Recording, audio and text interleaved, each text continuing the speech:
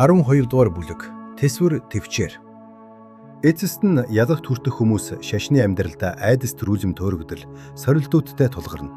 Гэвч тэд итгэл найдвараа хаяж болохгүй.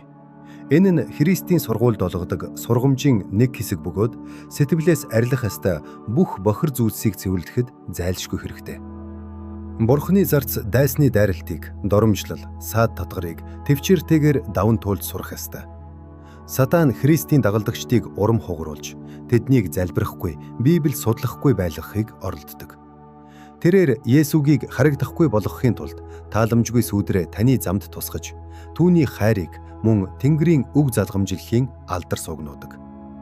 Түүний зорилго бол Бурхны хүүхдүүдийг үргэлж эргэлзэж, айж чичирч, зовлон дунд алхуулах.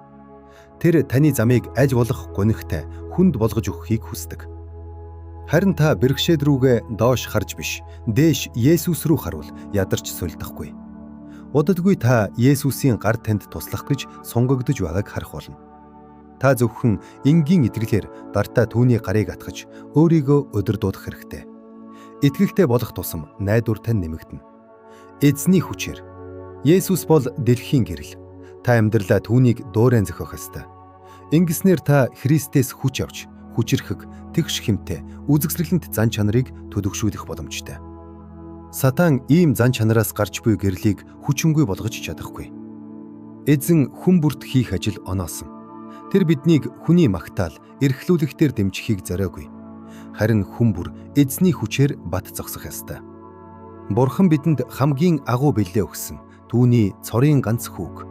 Ингэснээр биднийг өргөж, ариусгаж, түүний түгэс зан чанарыг бидэнд өмсгөж, Тэнгэрийн оронд бэлтгэхийн төлөө юм. Есүс энэ дэлхийд ирээд өөрийн дагалдагчдаас хүлээж байгаа шиг амьдэрсэн. Хэрэв бид өөрийгөө эрхлүүлж, залхуурч, Бурхны гайхалтай ажлыг хамтран хийхийн төлөө чин сэтгэлээсээ хүчин чармайлт гаргахгүй бол энэ амьдралд ч, мөнхийн амьдралд ч хохирол амсна.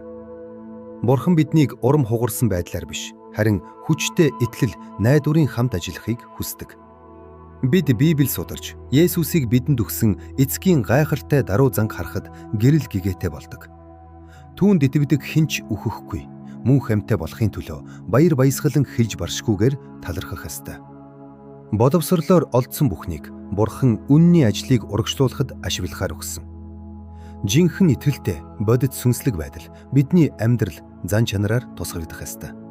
Ингэснээр Христийн загалмай ертөнцид өргөгдөж, хүний сүнсний үн цэн загалмайн гэрэлд тодорно. Бидний оюун санаа нээгдэж, Библийг ойлгох ёстой. Тэгвэл бид Тэнгэрийн татхаар тэжээгдэн сүнслэг хүч авч чадна.